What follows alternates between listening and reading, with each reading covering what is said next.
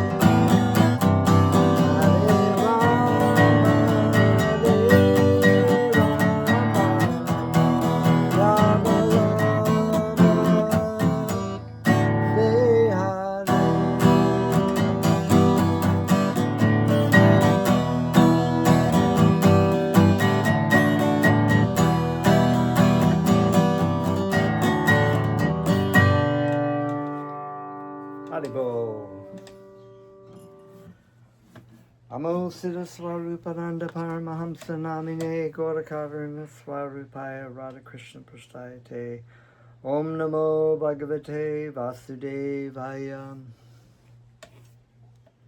So welcome back. We are going to continue reading through our divisions of faith.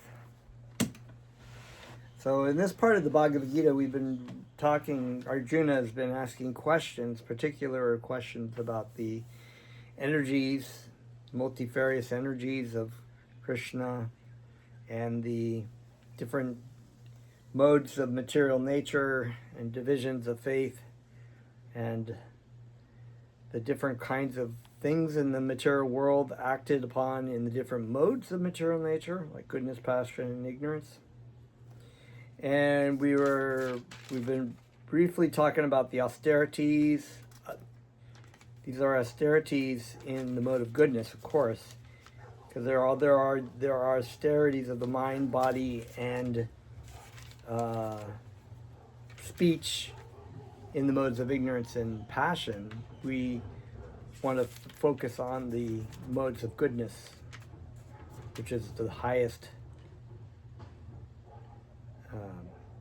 material guna that one can reach materially. Of course, we want to go from the mode of goodness to the mode of ultimate goodness or transcendence. So, text 16. Mana prashadaha samyatvam maunam atma vinigraha bhava samshuddhir iti etat tapo manasham uchyate. Mana prashadaha, satisfaction of the mind. Interesting. I wonder if that's the same word as prashadam, which is the mercy of Krishna. Have to look into that one a little bit. See if that's the same. We'll report back from our findings. That would be interesting. Samyatvam, without duplicity towards other. Maunam, gravity. Atma, self. Vinigraha, control. Bhava, nature. Samshuddhi, perfection. Iti, thus. Etat, that is. Tapa, austerity. Mana, sham, of the mind. Uchate, is said to be. Translation, text 16. And serenity, simplicity, gravity, self-controlled, and purity of thought are the austerities of the mind. Read those again. Serenity, simplicity, gravity, self-control, and purity of thought are the austerities of the mind. So it's very interesting to think of the austerities of the mind, which you have to give up anger. And, we were talking about previously about the roads to hell of pride, arrogance, anger, hatred, all these things that affect the mind on the mode of passion, right? We are currently in what they call the Pride Month, which they celebrate the LGBTQ community and their lifestyle. But the word pride, darpaha, which has to do with arrogance. It's actually another translation is arrogance. That is directly related to sense gratification. And the sense gratification, of course, is directly to a false concept or a hankara, a false ego, or the false concept of who we are, right? So you're being proud of your body, of the things in your body, of what goes on in your mind, these things in the material field of action that you identify yourself with. You're proud of them. You're arrogant. You think, I can just stimulate this field of activity and I'll find happiness and peace. And anybody who doesn't believe in or accept this lifestyle are haters or Nazis or whatever they might be. But we approach this from a spiritual perspective, which it says, in the very beginning of the Bhagavad Gita, which states that Aham Brahmasmi, I am spirit soul. I am not the body, I'm not the mind, I'm not the activities that go on in the mind. Therefore, all these things that they said, there is no reason to be proud, of, who I am, because we don't, this pride in being, identifying as being gay or black or tall or straight or, even heterosexual for that matter, is a false concept, is a hankara. It's a false identity to something that is not really who we are, and it causes great suffering not only for ourselves but for everyone else. So there is a demoniac activity because they are teaching it as a tolerance and peaceful and kind and loving, and that you should choose, you can love whoever you want to love, and all this kind of stuff, nonsense. But really, it's demoniac because it's causing great suffering under the guise of equality and peace and whatnot. So coming back to this point about a serenity, simplicity, gravity, self-control, and purity of thought are all the austerities of the mind. What does that mean, to have an austerity of the mind? It means that we engaging in the process of hearing and chanting of Krishna's names and sadhana bhakti, we are on a path which is going back to the way we normally are. But in the material conditioning, there is a certain amount of austerity to step away what is comfortable, and that is not living simply, living for ourselves and ourselves only, being agitated by anger, by freedom of expressing ourselves, and any kind of desire, sexual desires that we have, or false sexuality concepts that we have, of being like, oh, I feel like I'm a woman, therefore. So these are austerities because it's hard to do when you're in the middle of it, right? So to make the mind austere is to detach it from sense gratification. So once again, darpaha comes from a false sense of arrogance or a false sense of pride in something that has to do with our desire for sense gratification, which comes from a false identity of who we really are. So it's misidentifying ourselves as something that we're not, which is causing distress and anxiety within ourselves. To make the mind austere, we have to detach it from sense gratification. So in order to detach, boga, and detach from the objects of desires, as we've learned from the Bhagavad Gita, is to attach us to ourselves to Krishna.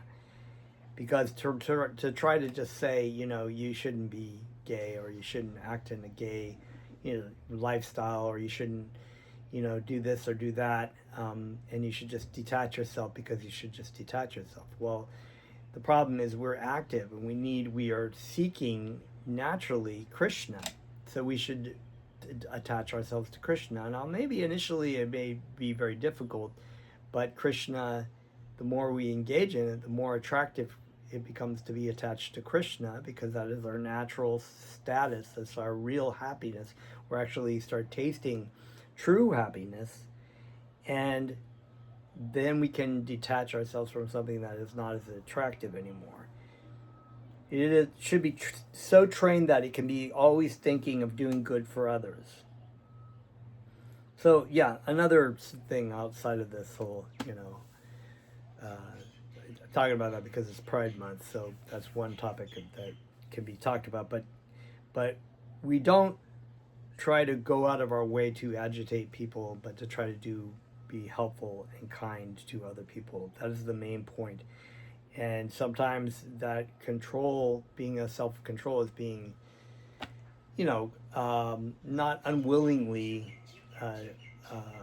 irritating or creating anxiety in people that are not ready for that kind of thing. It's sort of like the hellfire preacher on the corner. I mean, what good does he really do instead of trying to install fear or anger towards himself? The best training for the mind is gravity in thought. One should not deviate from Krishna consciousness and must always avoid sense gratification. To purify one's nature is to become Krishna conscious, So it's also setting the goal, setting the standard. Acharya means one who is leading by how he is followed. In other words, it's he is following those in the footsteps of those who have also followed in the footsteps of their spiritual masters or acharyas, and applied the same philosophy and way of life in their life. So in doing that, we have to keep our mind focused on Krishna and not deviated. And so we are following in the footsteps. We are setting the standard for other people to follow us in what we're doing. But it's not even really following us, it's just following Krishna, really.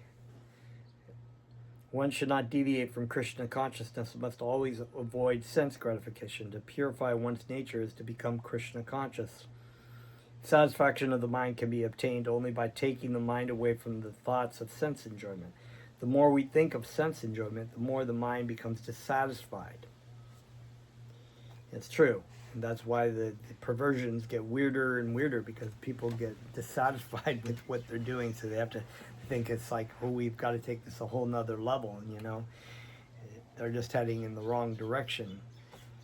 In the present age, we unnecessarily engage in the mind in so many different ways for sense gratification, and so there is no possibility of the mind becoming satisfied. No, it's true.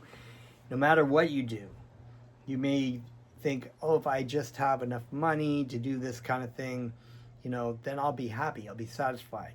You may not have some of the problems that you have now, but you're going to have a whole new set of problems, and it'll be something else. There will always be something else. Because once you have the base thing, you don't have enough.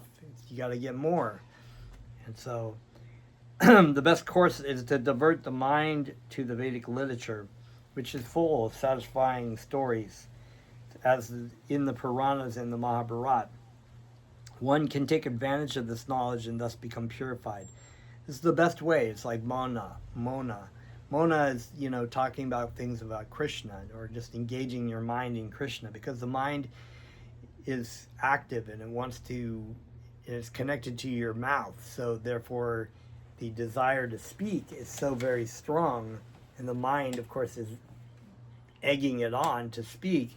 But in practice of Mona, we instead of just saying, okay, I'm not going to talk nonsense, instead of talking nonsense, or instead of getting on those comment boards on Facebook, whatever, to comment on political things, I'm just going to focus on Krishna, focus on the Bhagavad Gita, the message of the Bhagavad Gita, or hear my spiritual master speak. This gives you a strength in your mind, so that when you do have to have conversations with people, you're not completely all over the place. You're very grounded in your understanding of things, and respectful. That's part of the austerities of the mind. Self-control. We don't get mad. We don't get angry at people, unless, of course, the most important is if they are making an offense against our spiritual master. We do.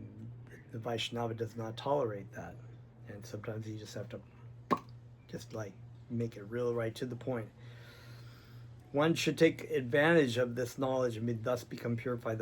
Our mind should be devoid of duplicity, and one should think of the welfare of all. Silence means that one is always thinking of self-realization. The person in Krishna consciousness observes perfect silence in this sense. Control of the mind means detaching the mind from sense enjoyment. One should be straightforward in his dealing and thereby purify his existence. All these qualities together constitute austerities in mental activities. Nice.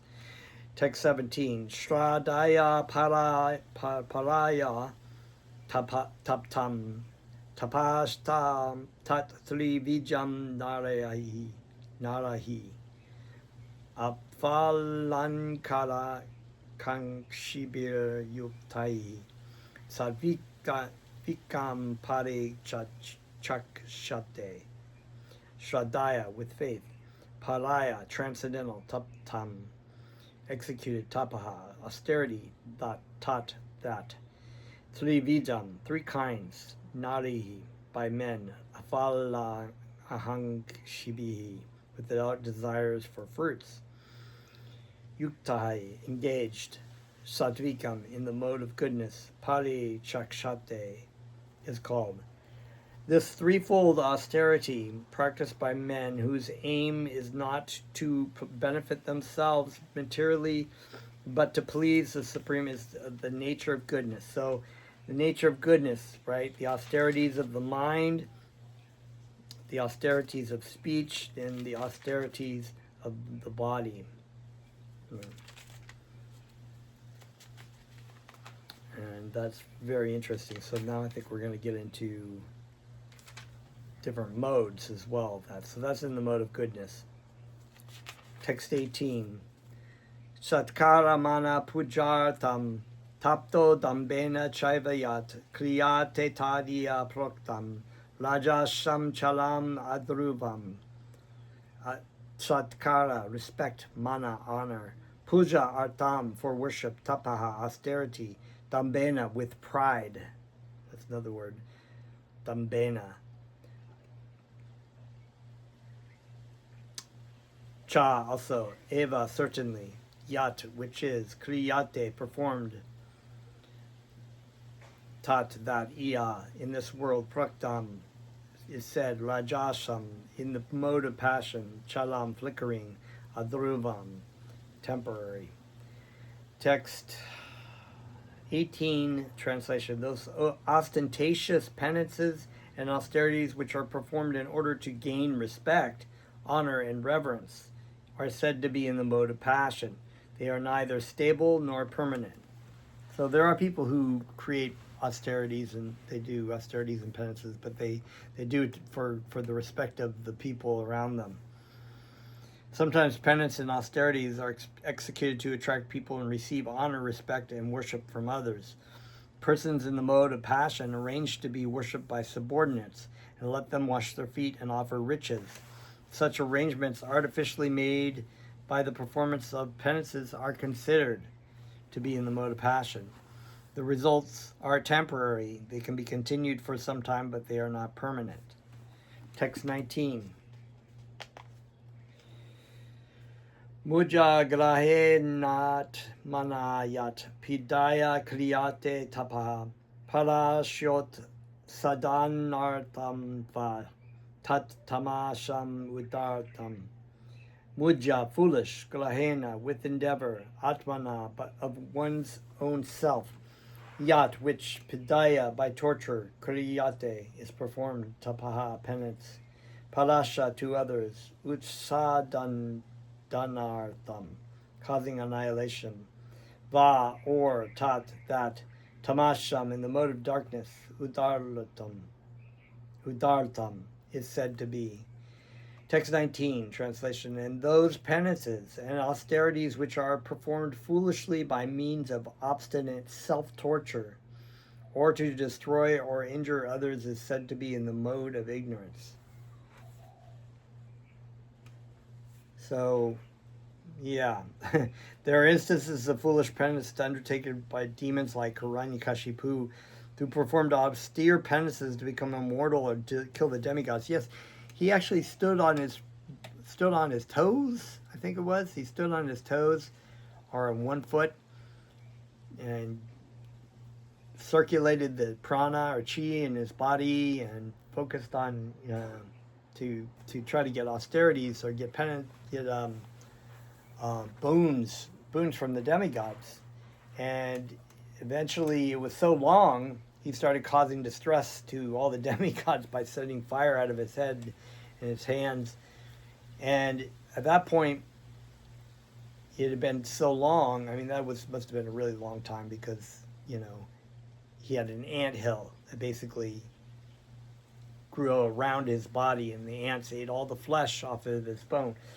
So this is severe austerity, the mode of ignorance. But he got a great boon from Lord Brahma, but he was like had to endure so much pain with circulating the chi energy in his bones. I mean, that's crazy. And we've talked about these kinds of people that go under the guise of Christians or Muslims or whatever, and they believe that they can get merit, heavenly merit, by flogging themselves, or, like in the Philippines, people carry huge crosses or hit nails into their hands. And this is considered to be an austerity in the mode of ignorance, because it doesn't achieve any kind of merit. You don't need to do that kind of self-flagellation to gain the attention of God. So we cited the example of Hiranyakashipu, and there are other demons in the story of Krishna book which talk about. I think there was one demon who was anyway, he was cutting off his flesh. He was cutting pieces of his flesh and offering it into the fire, and he was going to cut his own head off. But Lord Shiva was like, "Oh no, don't do that. You don't need to do that. You don't need to do." Even Lord Shiva was, gave him the boon, but he knew he was like, "You don't need to do that. To gain the favor of the demigods, even for that matter."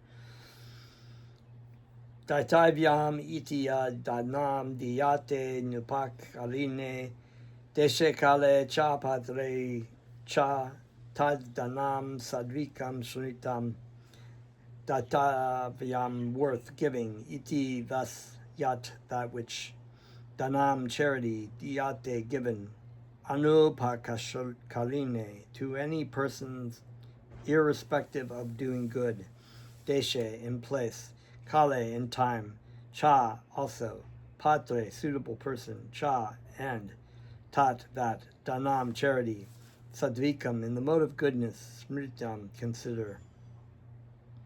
Text 20, that gift which is given out of duty at the proper time and place to a worthy person without expectation of return is considered to be charity in the mode of goodness. So the gift, okay, yeah. And we talked about, there are different gradations of charity giving in Islam. And one of the highest is to be giving of yourself without letting the person know who did it, so that you only really Allah or God knows what you've done. You don't do it if you're saying, "Oh, yeah, I gave you that money." That's more mode of passion, because you want to have some respect from the person. "Oh, thank you very much, honorable person, for helping me with this." You feel good about yourself. But it's just okay. It's better than nothing.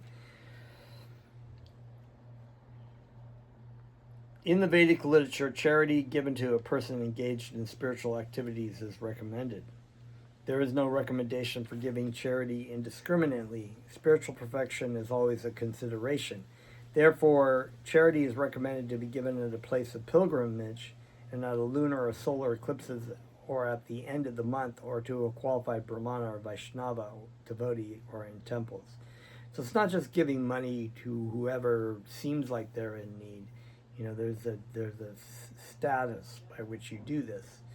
You could be going to, some guy's like, "Oh, can you give me $5 to get on the bus?" He goes out and he buys some drugs. You don't know. Charity to the poor is sometimes given out of compassion, but if a poor man is not worth giving charity to, then there is no spiritual advancement. It's better to give homeless people prasadam, because then they'll eat it. They're eating vegetarian food, so it's better. In other words, indiscriminate charity is not recommended in the Vedic literature. So in our mind, we may be thinking we're doing something very good, but as they say, the path of good intentions leads to hell. So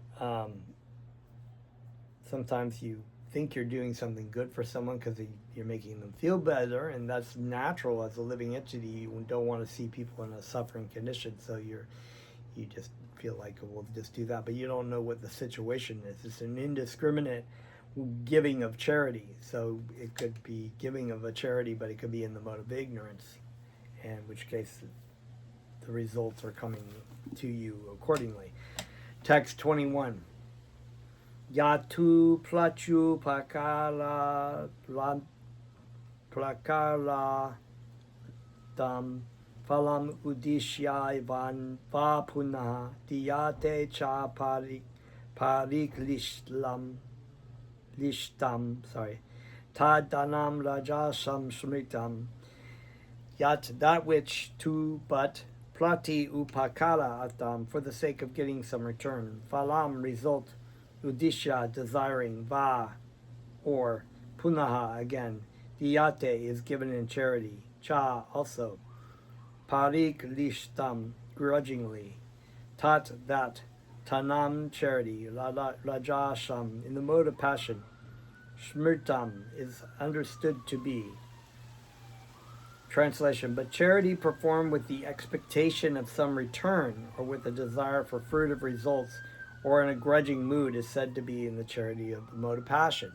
So here we go. We talk about, I'll give you this if I'll scratch your back if you scratch mine, kind of thing, So it's a mode of passion because it's wanting something in return.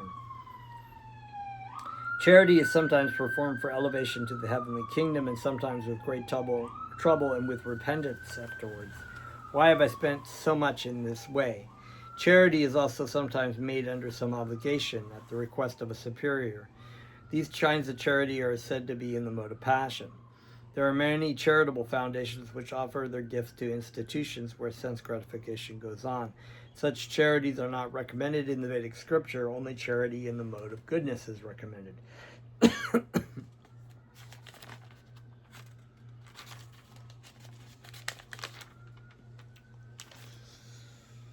Text 22.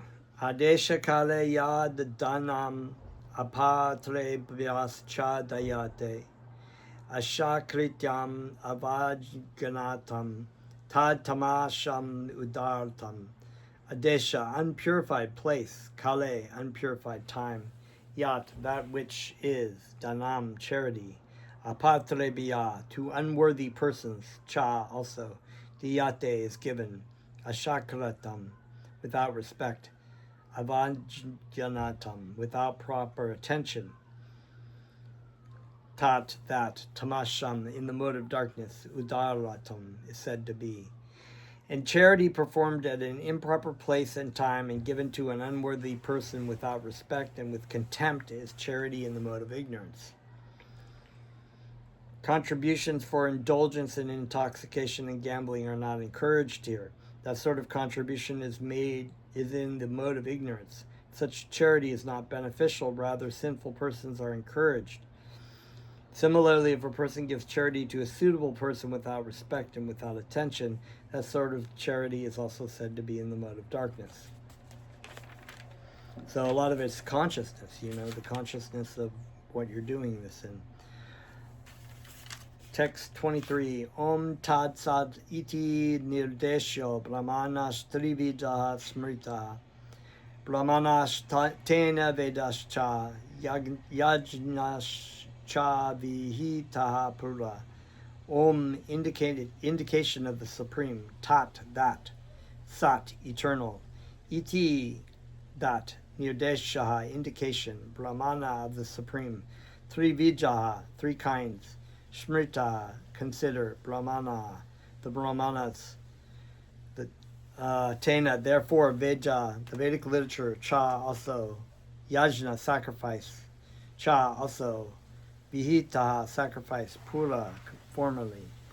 From the beginning of creation, the three syllables Om Tat Sat have been used to indicate the supreme absolute truth, Brahman. They were uttered by Brahmanas while chanting Vedic hymns and during sacrifices for the satisfaction of the supreme. So there are a lot of people who chant Om, and they think of it as sort of an impersonal sound that represents the oneness of, and it is true, it is a sound, and it does represent the oneness of Krishna, and in will with all of his energies and expansions and whatnot. When we hear Om, that is the indication that there is a chanter, which is Krishna, or there is a source from the sound. Sounds don't make sounds by themselves. It has been said that penance, sacrifice, charity, and foods are divided into three categories: the modes of goodness, passion, and ignorance. But whether first class, second class, or third class, they are all conditioned, contaminated by the material modes of nature. So that's an important point. We talk about it's good to be in the mode of goodness, but the mode of goodness is also a conditioned mode. One has to launch themselves from the mode of goodness to the transcendence. And that is the easiest mode to do that because it's conducive to be in the mode of goodness by engaging in spiritual activity. When they are aimed at the Supreme, Om Tat Sat, the Supreme Personality of Godhead, the Eternal, they become means for spiritual elevation. In the scriptural injunction, such an objective is indicated. These three words, Om Tat Sat, particularly indicate the absolute truth, the Supreme Personality of Godhead. In the Vedic hymns, the word Om is always found. One who acts without following the regulations of the scriptures will not attain the absolute truth. He will get some temporary result, but not the ultimate end of life. So, talking about these penances before in the different modes, they will achieve some result, but it will be a temporary result, unlike a sacrifice done in the mode of goodness for Krishna is an eternal result. The conclusion is that performance in the charities, sacrifice, and penance must be done in the mode of goodness. Performed in the modes of passion and ignorance, they are certainly inferior in quality. The three words Om Tat Sat are uttered in conjunction with the holy name of the Supreme Lord, e.g. Om Tat Vishnu. Whenever a Vedic hymn or the holy name of the Supreme Lord is uttered, Om is added. This is the indication of Vedic literature. These three words are taken from the Vedic hymns. Om iti etad brahmana nedishtam nama indicates the first goal. Then tat vamashi indicates the second goal. And sad eva shama indicates the third goal. Combined, they become Om Tat Sat. Formerly, when Brahma, the first created living entity, performed sacrifices, he spoke these three names of the Supreme Personality of Godhead. And when personalists will oftentimes chant Aham Tat Sat, I am that eternal. Yeah, I am that eternal is me. But we say Om Tat Sat, and even sometimes Om is indicated to be ourselves because we are the Supreme, if that is an impersonalist take on it. But Om Tat Sat refers to that which is eternal, comes from Krishna, is Krishna. Formerly, when Brahma, the first created living entity, performed sacrifices, he spoke these three names of the Supreme Personality of Godhead. That same principle holds by disciplic succession, so the hymn has great significance. Bhagavad Gita recommends, therefore, that any work done should be done for Om Tat Sat, or for the Supreme Personality of Godhead. When one performs penance, charity, and sacrifices with these three words, he is acting in Krishna consciousness. Krishna consciousness is a scientific execution of transcendental activities which enables one to return home back to Godhead. There is no loss of energy in acting in such a transcendental way. Text 24. Tasmadom iti udaritya yajna dana tapa kriya pravartante vidan nokta satam brahma vadinam. Tashmat, therefore, Om, beginning with Om, iti, thus, udaritya, indicating yajna, sacrifice, dana, charity, tapaha, penance, kriya, performances, pravartante, begins, vidana uktaha, according to scriptural regulation, satam, always, brahmavadinam, of the transcendentalists. Thus the transcendentalist undertakes sacrifices, charities, and penances, beginning always with Om, to attain the Supreme. So there we go. Om Tad Vishnuha Padamam Padam. The lotus feet of Vishnu are the supreme devotional platform. The performance of everything on behalf of the Supreme Personality of Godhead assures the perfection of all activity. Text 25. Taditi anbishandaya phalam yajnatapa kriya dana kriyascha vividaha kriyante moksha kankshibihi tat that iti they anabishandaya without fruit of results. Phalam, result of sacrifice. Yajna, sacrifice. Tapaha, penance. Kriya, activities. Dana, charity. Kriya, activities. Cha, also. Vividha, varieties. Kriyante, done. Moksha kankshibihi, those who actually desire liberation. Translation: one should perform sacrifice, penance, and charity with the word tat. The purpose of such transcendental activities is to get freed from the material entanglement. To be elevated to the spiritual position, one should not act for any material gain. So that is the conclusion here, that in order to attain to be elevated to the spiritual position, one should not act for any material gain or sense gratification, or because the demoniac qualities are all related. Darpana, which is pride or arrogance, is done so because there is a desire for material gain through whatever. In this case of pride, it's like homosexuality. And that comes from a false bodily identification, or which is in the mode of ignorance. Acts should be performed for the ultimate gain of being transferred to the spiritual kingdom, back home, back to Godhead. So it's not just, necessary for, say, a homosexual or someone who is a trans to, they just switch their sexual preferences, which is the argument. The main thing is to understand who you are and what your purpose in your life is. So the first thing to do is to re-engage your life in a spiritual practice. So you can do that without engaging in a homosexual lifestyle. And I have a friend decided he's not really important. He's not attracted to women. So he just stopped engaging in homosexual activity and engaged in the service of his spiritual master, and he's celibate, and so that's fine. That's okay too. It's just mainly to focus your attention about what your purpose of your life is supposed to be. So the purpose of such transcendental activities of acting in true sacrifice, penance, and charity is to get free from material entanglement.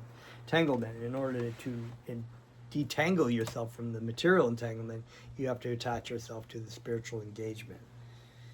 Text 26 and 27. Sad bhave sadhu bhave cha sadi ityat yetat prayujyayate prashate sprashte karmani tata sakshabada parta yujate yajne tabashe tane cha stiti sadi tro kochate karma chaiva tat arti yam saditi eva pidi yate sadbhave in the sense of the nature of the supreme, sadhu bhave in the sense of the nature of the devotion, cha also, sat the supreme, iti thus, etat this, prayujyayate is used, prashachte bona fide, karmani activities, tata also, sat sabada sabdaha sound, parta usana prita yujyate is used, yajne sacrifice, tapashe in penance, dane charity, cha also, sthiti situated, sat the supreme, iti thus, cha end, uchate pronounced, karma work, cha also, eva certainly, tat that, Artiyam are meant, Sat supreme, iti thus, eva certainly, abhijyate, abhi, uh, abhidhyate is practiced. The absolute truth is the objective of devotional sacrifice. Pretty self-explanatory. So all sacrifices for Krishna. And if you're engaging in sacrifices in the mode of ignorance and passion, for those are useless. They may help you in a material situation, but they will not help you with your relationship to Krishna. And it is indicated by the word sat. These works of sacrifice, of penance, and of charity, true to the absolute nature, are performed to please the Supreme Person, O son of Prita. The word prashashte karmani, or prescribed duties, indicates that there are many activities prescribed in the Vedic literature which are purificatory processes beginning from parental care up to the end of one's life. Such purificatory processes are adopted for the ultimate liberation of the living entity. In all such activities, it is recommended that one should vibrate Om Tat Sat. The words Sadbhave and Sadhu Bhave indicate the transcendental situation. One who is acting in Krishna consciousness is called Sattva, and one who is fully conscious of activities in Krishna consciousness is called Swarupa. In the Srimad Bhagavatam, it is said that the transcendental subject matter becomes clear in the association of the devotees. Yes, without good association, one cannot achieve transcendental knowledge. So yes, it's, whatever association you have, that's how you're going to be influenced in life. If you're being in association of pure devotees who understand the absolute truth, you will be influenced if you are receptive to it.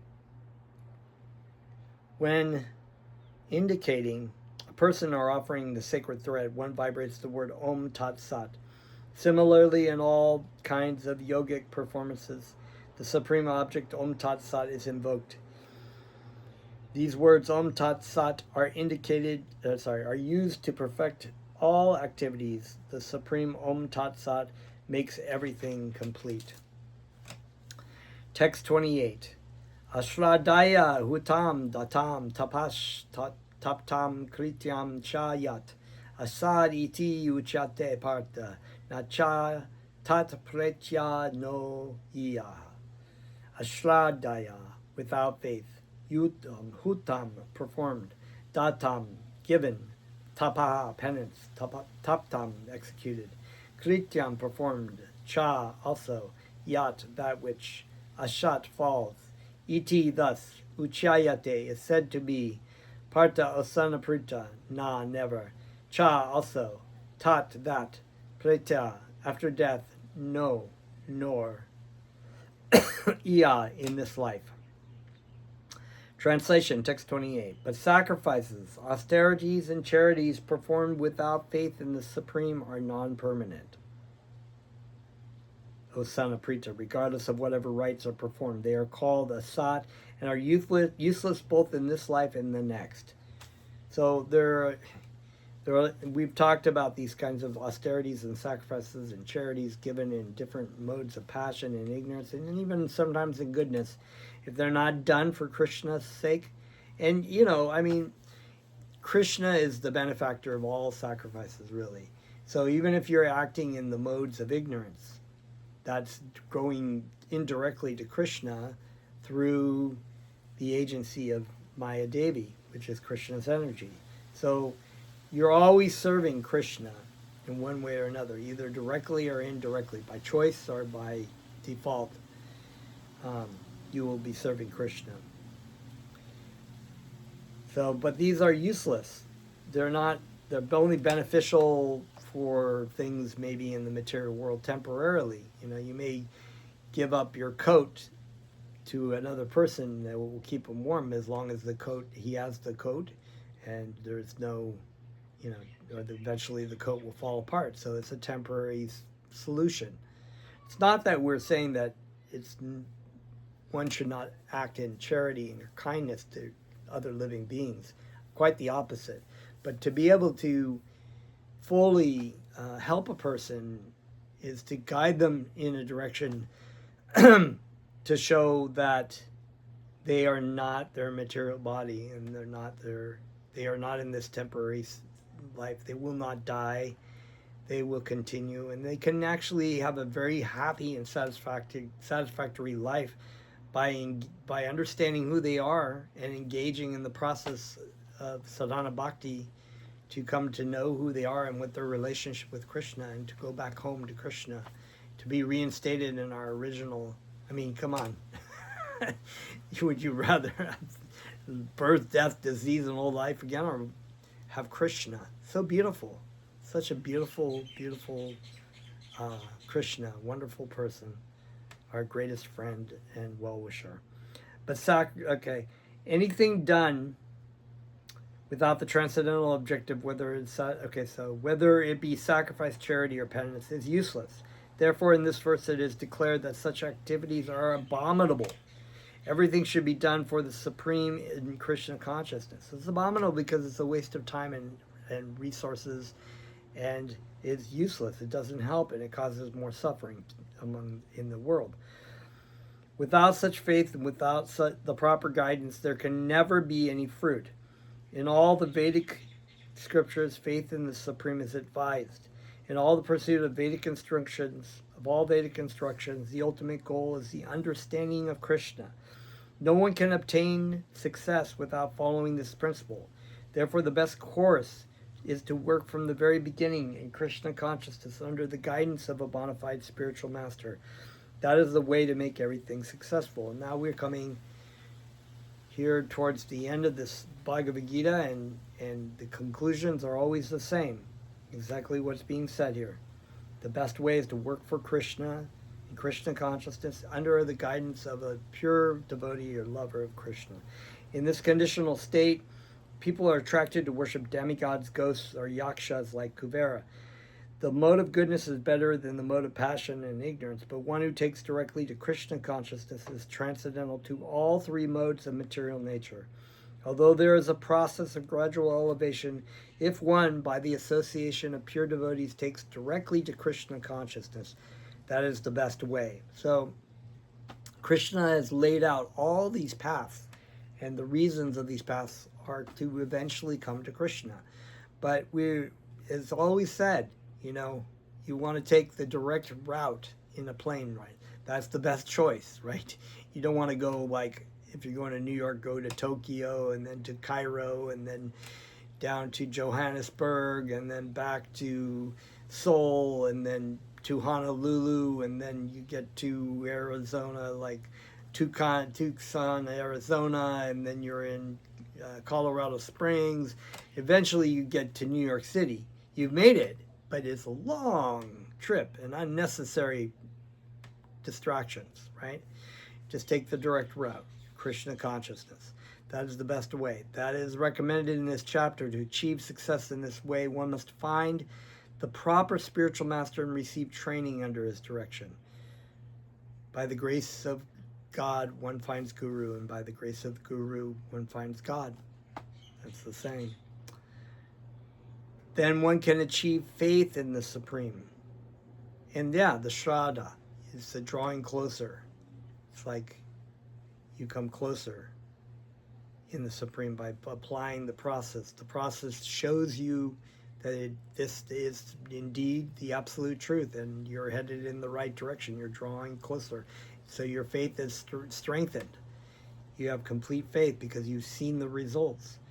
When the faith matures in the course of time, it is called love of God. This love is the ultimate goal of the living entities. One should therefore take to Krishna consciousness directly. That is the message of the 17th chapter. Thus ends the Bhaktivedanta purports to the 17th chapter of the Srimad Bhagavad Gita in the matter of the divisions of faith. Wow, just so exciting, so awesome. And now we've come to the very end of and the crux, in some ways, the conclusion, the perfection of renunciation, right? This 18th chapter is very wonderful. And we are going to read through this next time. It's a big chapter, so it should take us a little while, but very exciting. Please feel free to put your comments on anything so far now in my comment section, and any questions you might have. Please feel free to also share this page. We are moving we've started the Srimad Bhagavatam. We will continue with that. I believe I was thinking of doing the Nectar of Devotion also. So this is really exciting. I thank you so much for constantly attending, and we'll see you next time. Namaste.